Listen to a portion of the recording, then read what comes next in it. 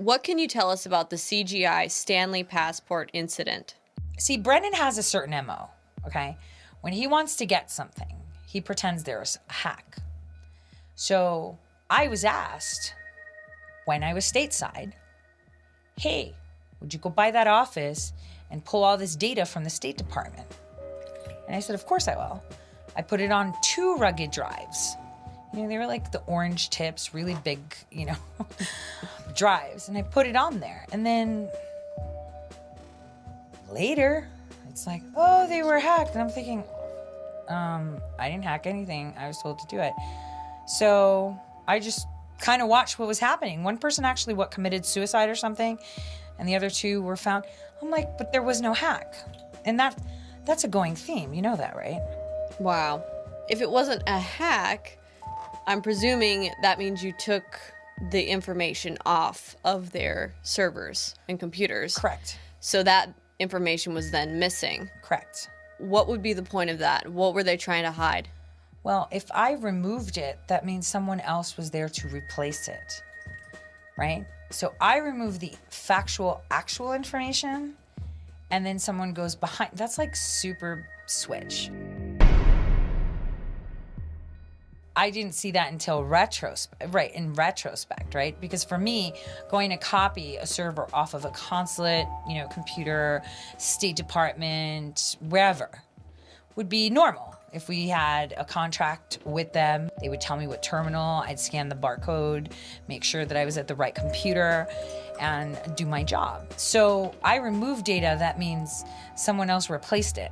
So what is the relationship between Global Strategies Group, Analysis Corporation, and Canadian Global Information? They all do the same thing. They're the jacks of all trades, except for the fact that Global Strategies Group was actually a hub for all information, in and out.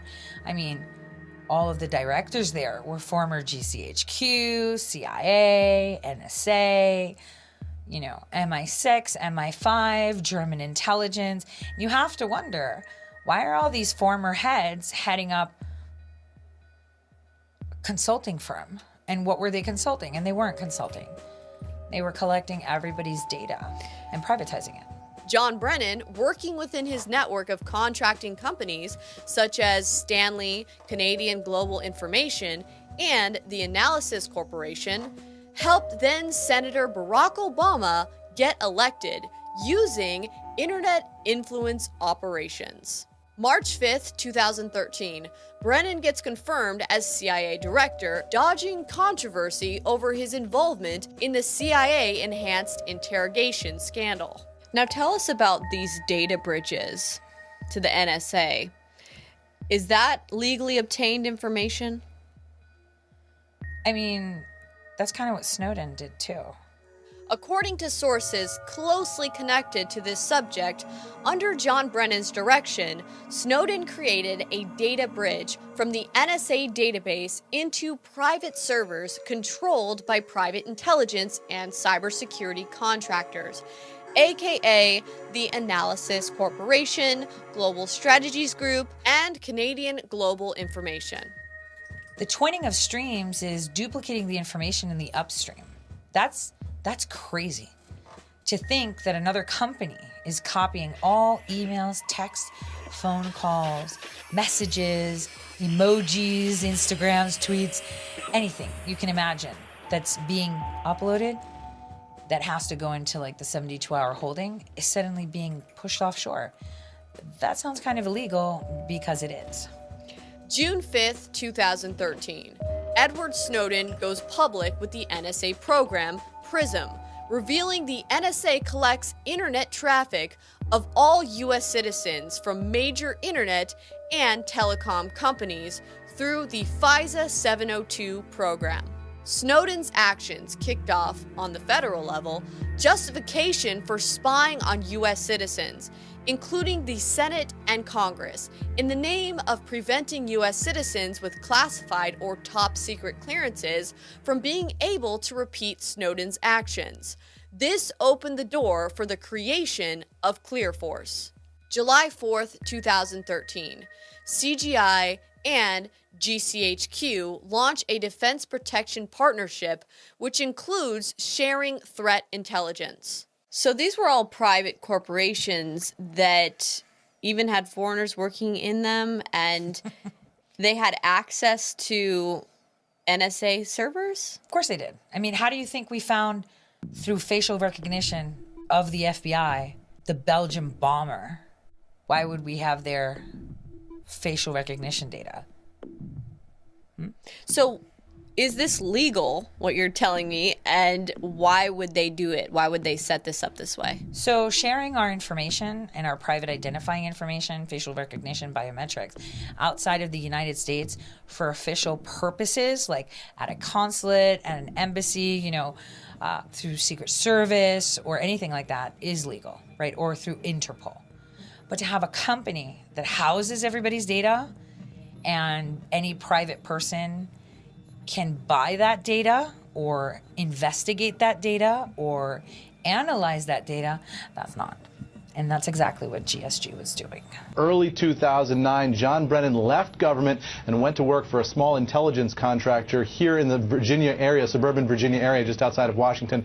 The company was called the Analysis Corporation. There are subsidiaries of subsidiaries. Some of these companies are spun out, go public, go private again. It's kind of hard to keep track of them. In just 4 months, GSG, CGI, and other private contractors allegedly had unauthorized access to the entire Five Eyes network, unfiltered, unrestricted, decompartmentalized, outside any government regulation or oversight. Not surprising, the CIA gets caught 1 year later spying on the US Senate. Their excuse?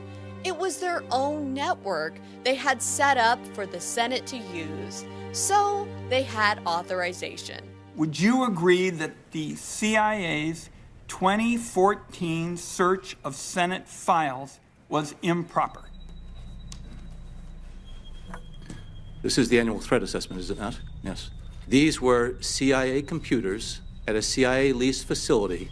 It was a CIA network that was shared between Senate staffers conducting that investigation for your report, as well as CIA personnel. The reality is those computers, in effect, belonged to the CIA, but they were reserved exclusively for the committee's use. We accelerated our ability, our, for want of a better word, invasiveness into communications networks in which legitimate targets coexisted with legitimately protected communications.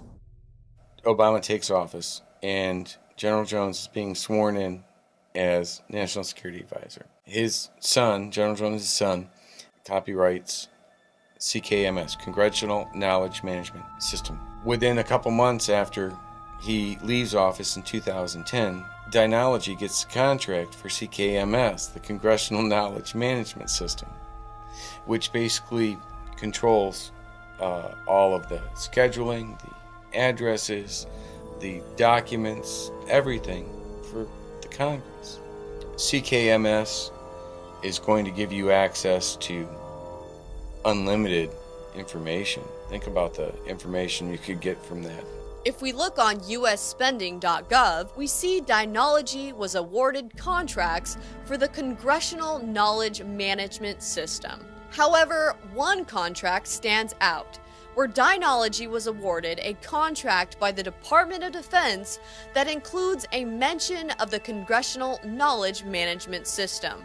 A closer look shows that the award description is for CKMS hosting labor, admin, core data. The primary place of performance is Germany, and the North American industry classification description is data processing, hosting, and related services. Even one section stating manufacturing outside the United States, use outside the United States. Let it sink in that these official documents suggest the Congressional Knowledge Management System, outsourced to a private contractor, is hosted, managed, and stored in servers in Germany. This is very disturbing. With the Senate's computer network compromised by John Brennan's CIA and the Congressional Knowledge Management System being hosted, managed, and stored overseas by General Jones's company, the ability for these contractors to eavesdrop on both the House and the Senate is staggering. When I brought this up back in 2018, shortly after that, Dynology lost the contract that they had had since 2011, 2012 with CKMS.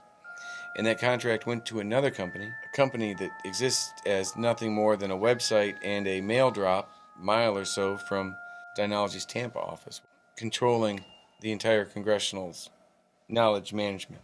And if you look at the contracting database, they'll say that, oh, they have an American entity. And it's like, but it's the same CEOs for this Canadian company. I'm so confused. So they even falsify information so they can obfuscate where our federal tax dollars are going. And don't forget, they all share contracts. They all subcontract, co-contract. Psy Group has the exact same product as Dynology, the ShadowNet, and iSci, right?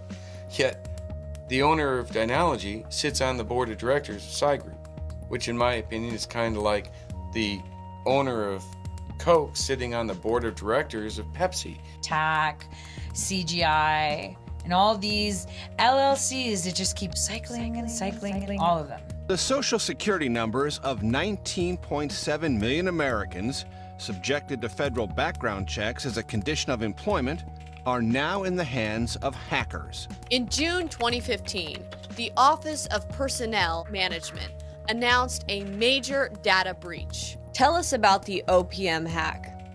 Okay, so that's another Brennan job. So another hack, supposed hack. And this is to obtain, delete, and obfuscate information. Hillary Clinton was up for the chopping block about her emails right at the State Department. And that was coming up. That was big talk of the town in 2014.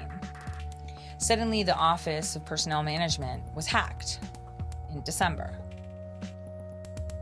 Down the line, 5 months later, Hillary Clinton appears in court and they tell her, hey, you're going to hand over your emails. A couple days after that, the now fired, corrupt, leaking former IG of the State Department, Linick, had requested from our elected officials to give him a big fat budget to create his own personal IG of the State Department server. How convenient. Very convenient. While we have no evidence that our data has been compromised, the fact that the contents of our network may be accessed by large numbers of department administrators puts us at unnecessary risk. The IT folks at the department have the keys to our IT system. So they really have access, unfettered access to the system if they wanted to. They could read, modify, delete. They could read, modify, delete. I would like to be completely separate from the department to ensure the integrity of our system, but I also need the department to give us access to the same systems that we have now. Give us access